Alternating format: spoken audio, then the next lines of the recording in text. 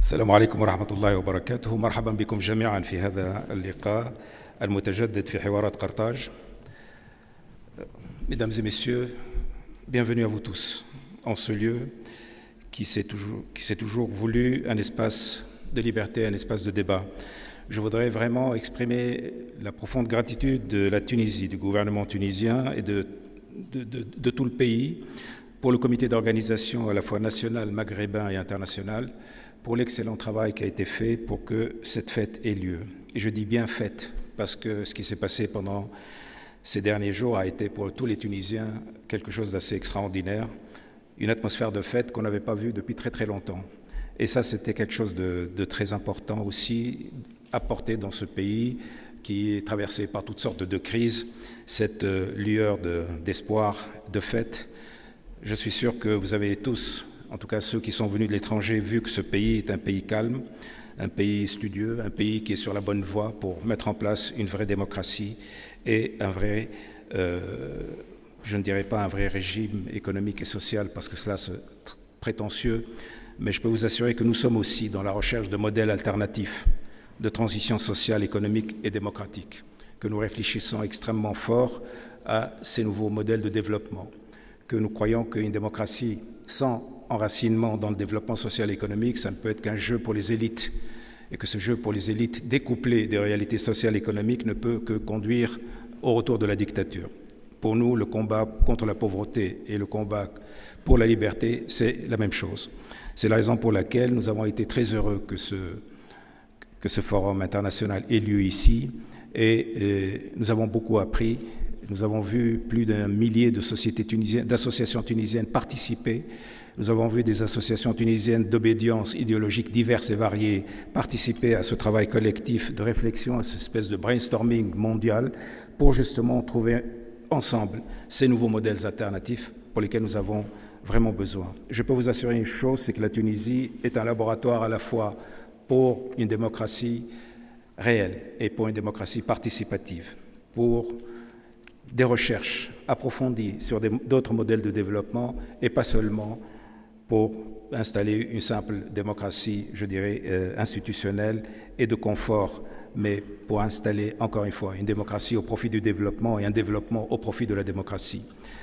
Je voudrais terminer ici par renouveler ici mon amitié à Gus Massia, que j'ai connu il y a très très longtemps, il y a 20 ans. J'ai connu au CDTIM à Paris, dont j'ai suivi un peu aussi le parcours lent, difficile, complexe, mais celui toujours d'un militant.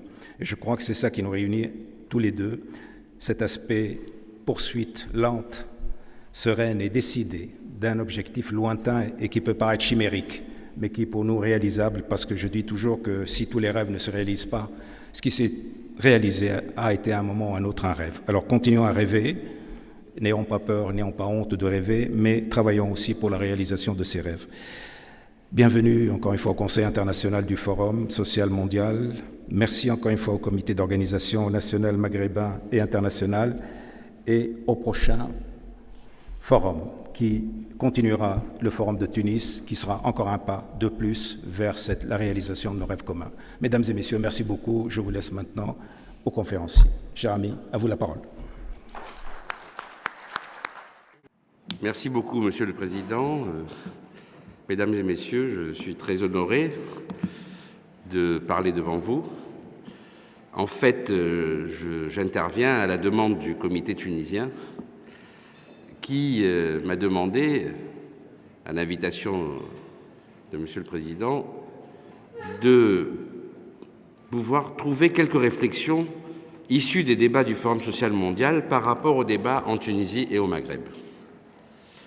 Donc ce dont je vais vous parler, ce ne sont pas les positions du Forum social mondial, puisque le Forum social mondial n'a pas de position. Il existe évidemment, beaucoup de gens l'ont rencontré, mais il développe des positions, et le fondement du Forum social mondial, c'est la convergence des mouvements qui conservent leur diversité. D'ailleurs, dans notre charte, un des articles dit « Personne n'a le droit de parler au nom de tout le monde ». Mais tout le monde a le droit de parler à partir des forums. Voilà donc, je parlerai en mon nom, évidemment, à partir de ces quelques réflexions, en essayant de tirer de ce qui s'est passé au cours de ces derniers jours quelques éléments par rapport au débat que nous connaissons en Tunisie et au Maghreb Mashrek. Et donc je vous proposerai 6 réflexions. La première, c'est effectivement le Forum social mondial de Tunis.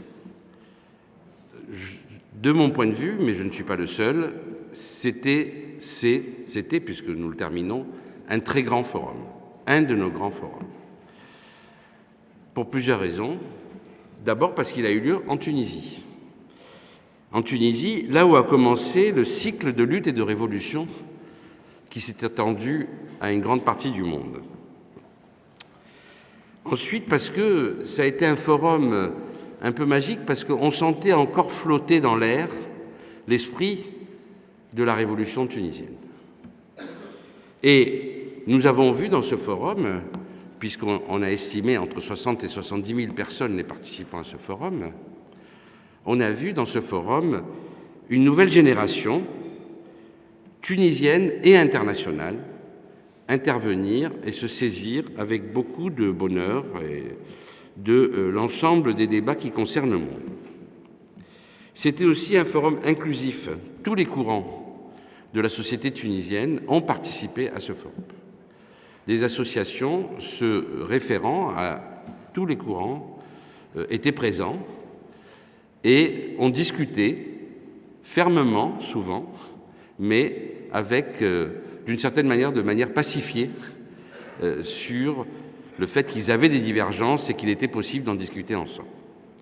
Et c'est un forum qui a commencé symboliquement par une Assemblée mondiale des femmes, qui a été un grand moment du forum et une grande première d'ailleurs pour le Forum social mondial lui-même. Donc, un grand forum tunisien en Tunisie.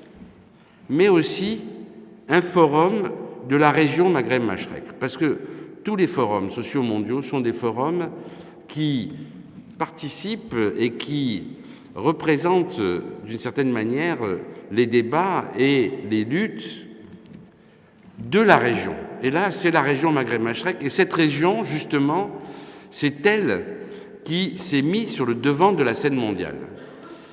Et le fait que le forum puisse se déployer, se développer dans cette région est pour le processus des forums quelque chose de très important. D'une certaine manière, ce forum, c'est une des premières rencontres, depuis en tout cas le cycle de révolution, des peuples de la région à travers leurs mouvements. Et ils étaient très nombreux. Il y a eu c'est pas des délégations, puisque les gens viennent avec leurs mouvements, ils ne sont pas en délégation. Mais il y a eu environ 500 Palestiniens, 500 Marocains, 300 ou 400 Égyptiens, une centaine de Mauritaniens, 200 ou 300 Algériens pour ceux qui ont réussi à passer, des Libyens, des Sahraouis, des Jordaniens, des Libanais, des gens du Bahreïn, du Yémen, de Syrie.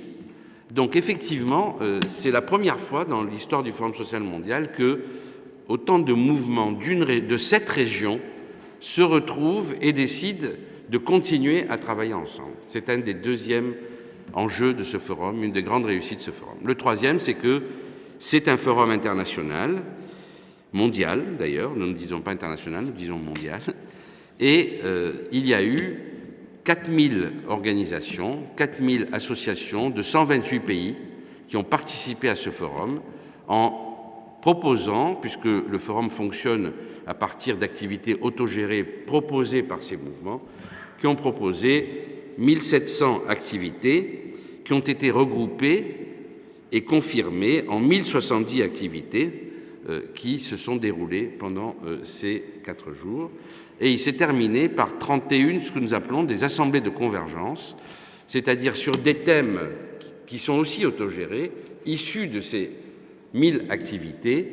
Il y a des assemblées qui réfléchissent ensemble les 2 derniers jours, hier soir et aujourd'hui, ce matin, sur la manière, sur les programmes de mobilisation, sur la question des migrants, sur la question des violences sexuelles contre les femmes, sur la question de l'extractivisme, sur la question...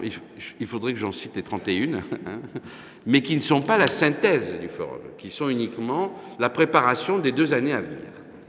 Voici la première réflexion que je voulais vous proposer, c'était que nous avons eu un très grand forum et qu'il conforte le processus des forums sociaux mondiaux, et nous remercions beaucoup les associations tunisiennes, les 1000 associations tunisiennes qui ont participé au forum, le peuple tunisien et les autorités tunisiennes qui nous ont aidés. La deuxième réflexion que je voulais vous proposer, c'était que le Forum social mondial est en continuité avec le nouveau cycle de lutte et de révolution qui a commencé en Tunisie, et je voudrais dire que, d'une certaine manière, un cycle de lutte et de révolution n'est pas un cycle court. Le temps des révolutions est un temps long. Il ne se compte pas en 2 ou 3 ans, il se compte en une génération. Et il s'étale à l'échelle d'une région, il ne se fait jamais à l'échelle simplement d'un seul pays, et c'est un temps qui n'est pas linéaire.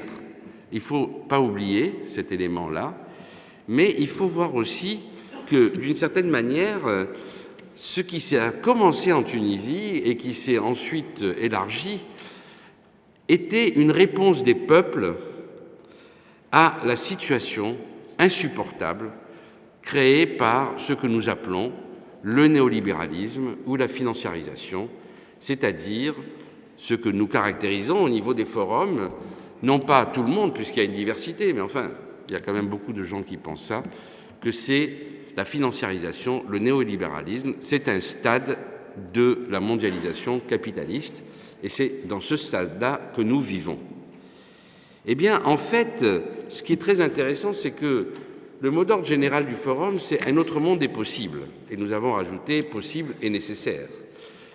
Et la manière, le diagnostic de ce nouveau monde possible a été renouvelé par les révolutions à partir de la révolution tunisienne. Pour prendre quelques éléments, eh bien, nous avons vu, place de la Casbah et ensuite place El Tahrir, que l'élément qui était mis en avant, c'était la question sociale, la question des inégalités sociales, de la misère, de l'injustice, de la pauvreté.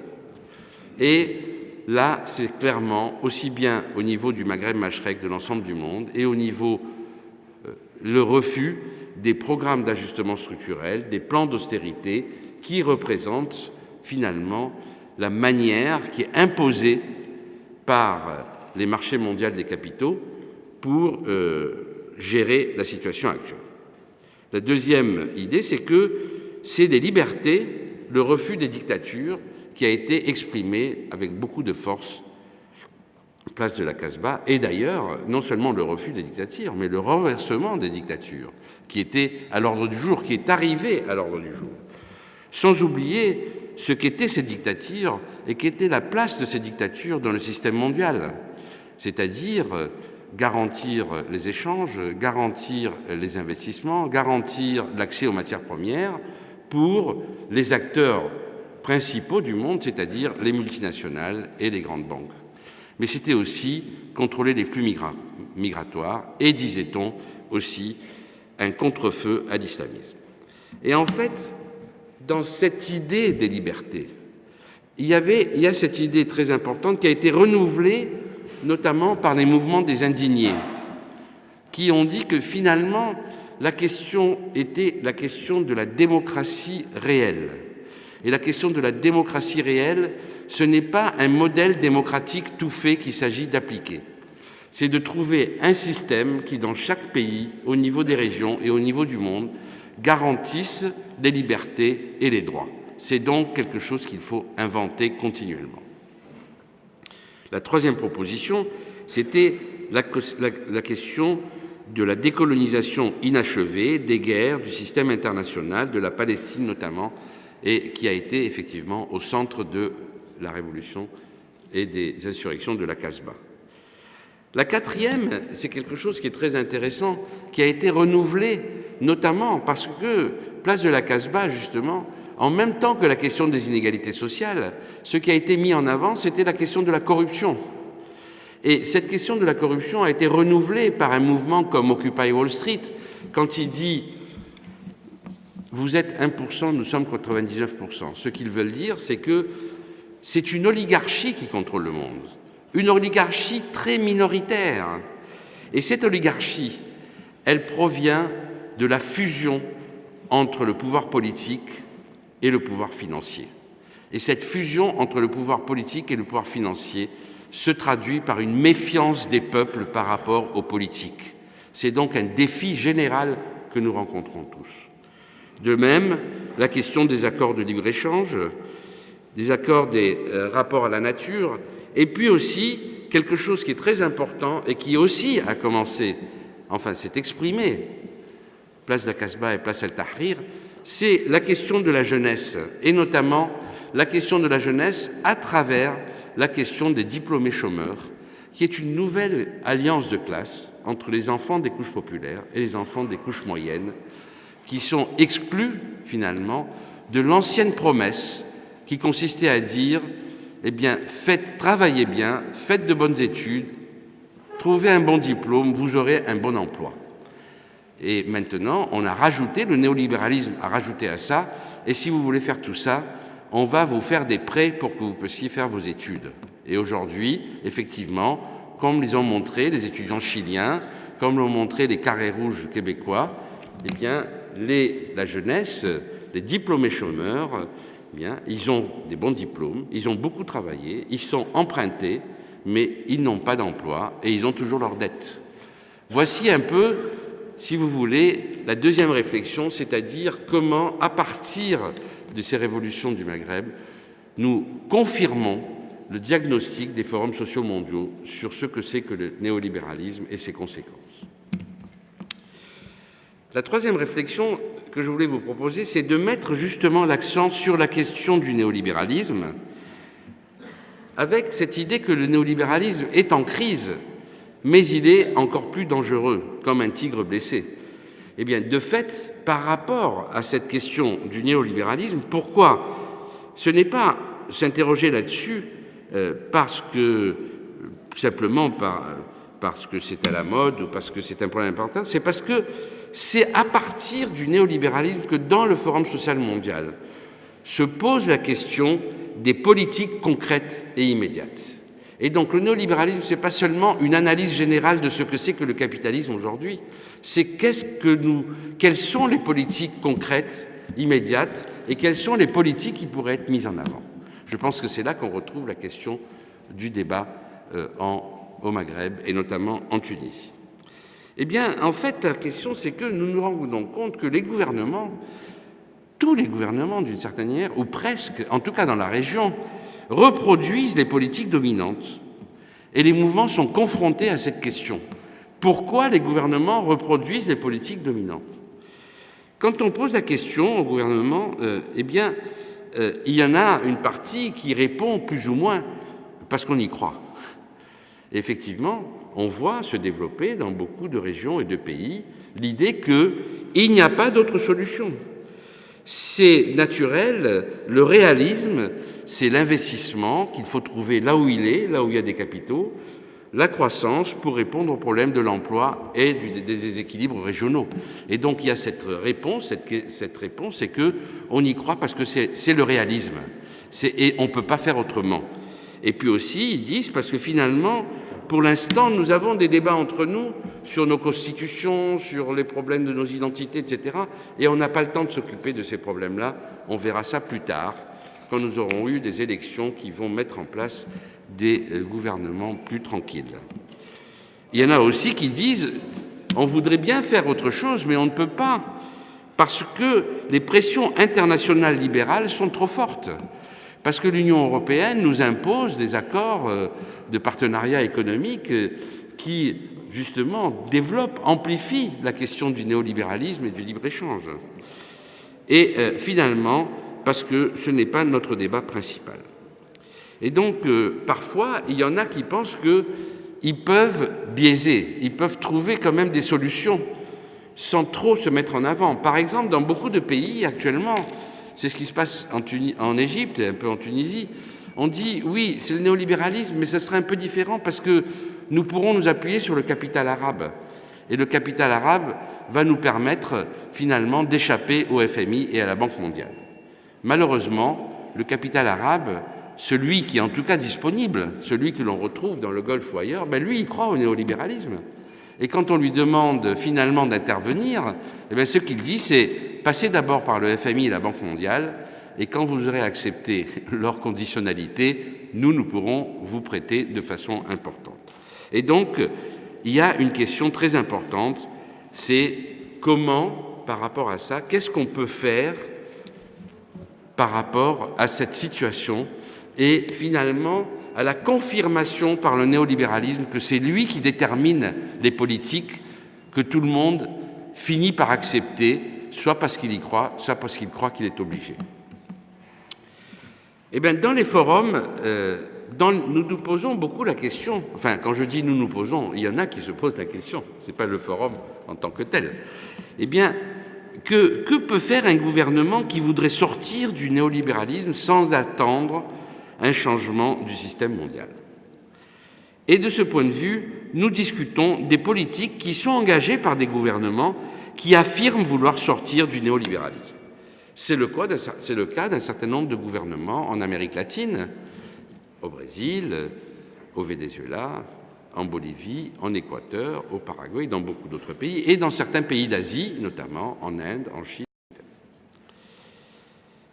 Et la question, c'est quelles sont ces politiques? Comment une politique nouvelle permet de voir qu'elle ne s'inscrit pas uniquement dans le néolibéralisme? Quels sont les éléments qui se dégagent? Eh bien, le premier, c'est la question de l'endettement et la question de la dette. Parce qu'effectivement, c'est une des contraintes les plus fortes. Et de ce point de vue, il y a beaucoup d'expériences diverses. Le Brésil, par exemple, a choisi de rembourser plus vite sa dette, ce qui a fini par mettre un peu en danger le FMI d'ailleurs. L'Argentine a décidé d'annuler sa dette.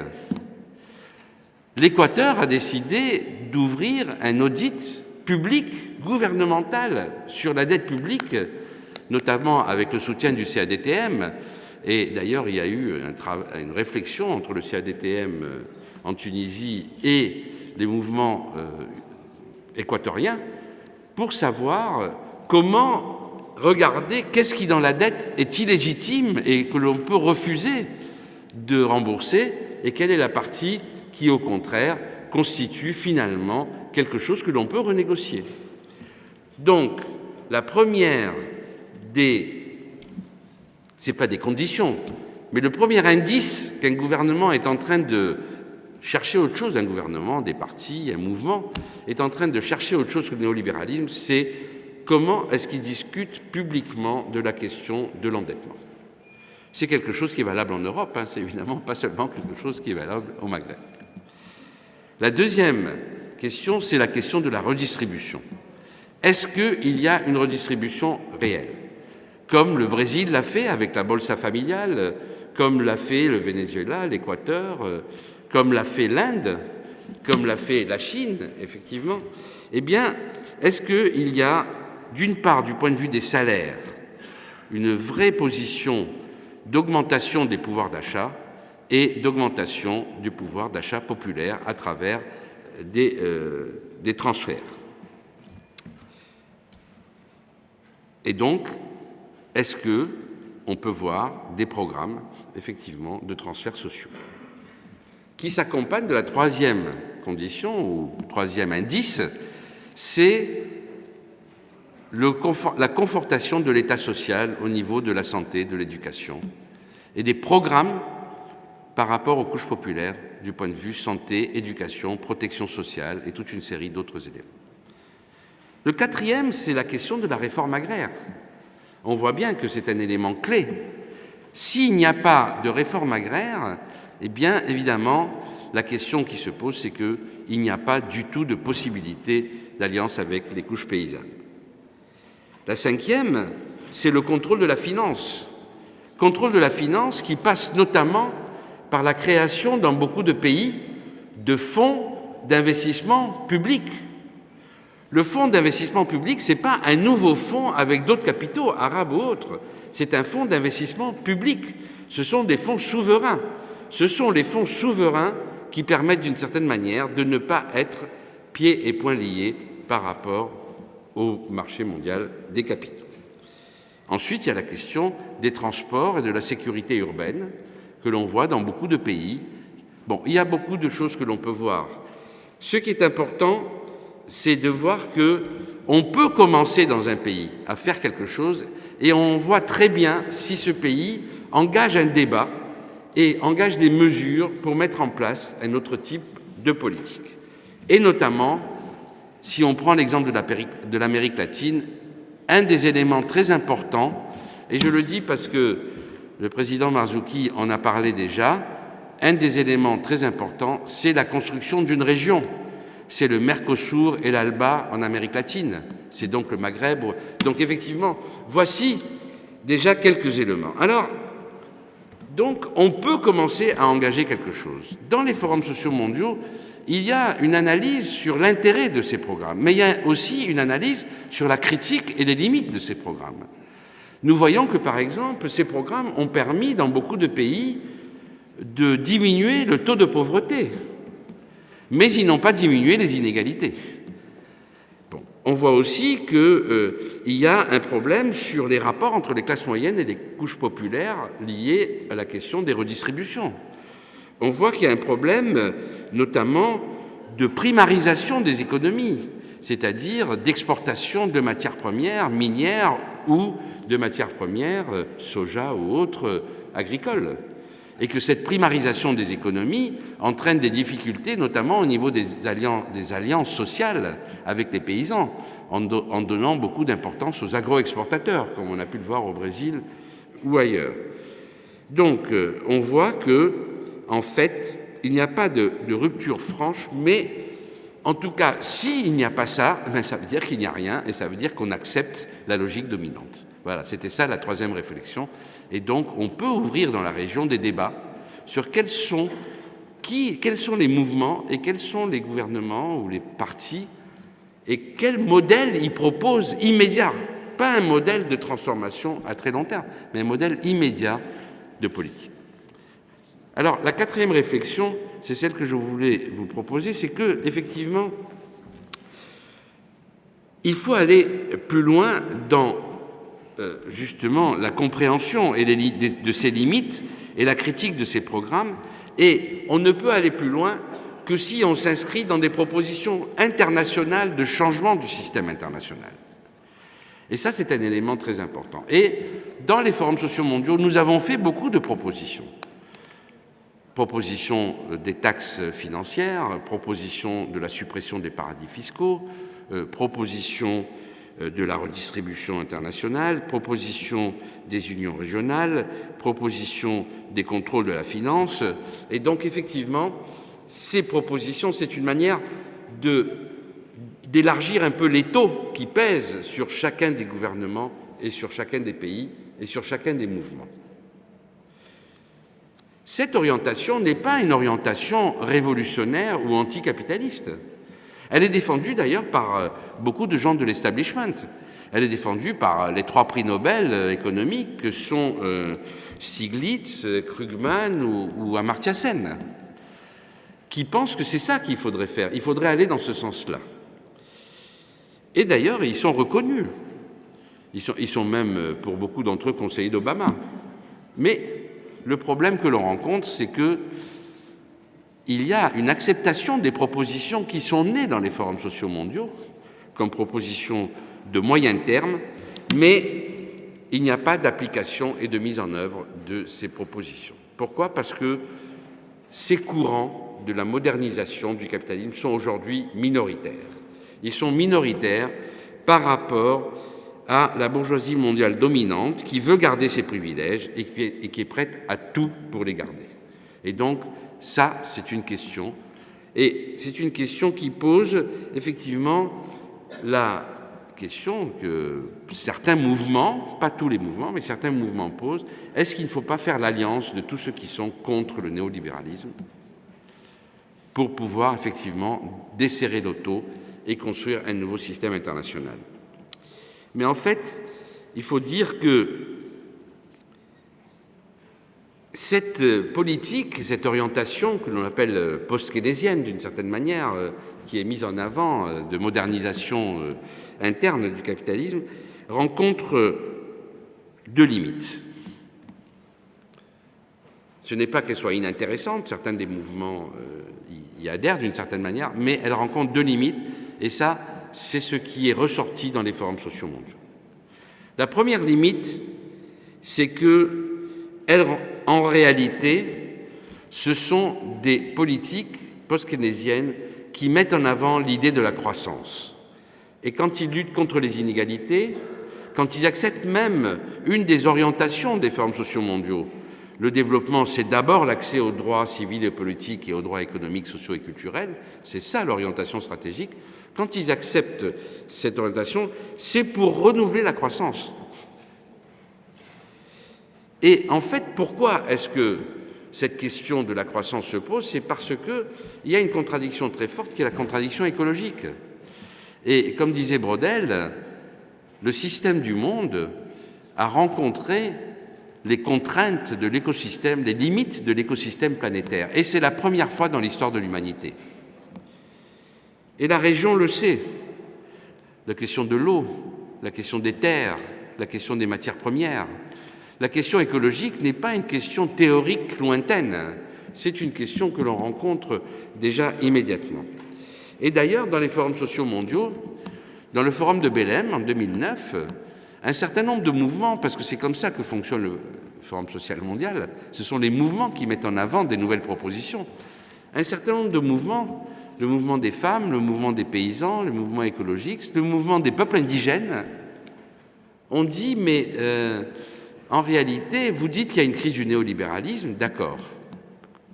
On est à peu près tous d'accord que ça ne peut pas continuer comme ça. Mais vous dites aussi que c'est une crise du système lui-même, puisqu'il faut remettre en cause le mode de production et le mode de consommation. Et donc, c'est une crise du système. Mais, disent-ils, si vraiment il faut remettre en question le rapport entre l'espèce humaine et la nature, donc c'est une crise de civilisation. C'est la crise de la modernité occidentale et d'une partie des formes de la science qui ont été développées depuis quelques siècles avec le développement du capitalisme. Et donc, nous nous retrouvons face à cette question, et c'est la sixième réflexion, la dernière, que je voudrais vous proposer, c'est que dans les forums sociaux mondiaux, nous disons, eh bien, il faut définir une alternative de plus long terme, une rupture plus importante. Et c'est pour ça que nous mettons en avant l'idée de la transition sociale, écologique et démocratique. Et dans les forums, il y a une grande discussion sur les concepts et les pratiques à partir desquels construire ce modèle de développement réellement alternatif et pas provisoirement alternatif. La question des biens communs, qui est un problème effectivement très important, la question de l'accès aux droits, bien commun par rapport à la financiarisation et à la privatisation, la question de l'accès aux droits pour tous, la question de la consommation, de ce que les peuples indigènes appellent le bien vivre, plutôt que la consommation toujours supérieure, la prospérité sans croissance, comme disent certains, les droits de la nature, la régulation citoyenne plutôt que la régulation publique du post-keynésianisme, la démocratisation de la démocratie, la question des migrations et de la gouvernance mondiale des migrations et la liberté de circulation, la question de l'achèvement de la décolonisation, de la souveraineté alimentaire, du droit international et des institutions internationales. Voilà effectivement un programme qui n'est pas un programme qu'on va appliquer partout, qui au contraire est simplement les indications sur ce sur quoi il faut travailler pour arriver à des alternatives fondamentales. Et voilà la question qui est posée, comment dans chaque pays, dans chaque région, on peut articuler les réponses immédiates, un programme pour sortir du néolibéralisme, pour refuser le néolibéralisme, un programme de moyen terme qui soit une régulation publique internationale et un programme de long terme qui est l'invention d'un modèle alternatif, celui de cette transition. Merci.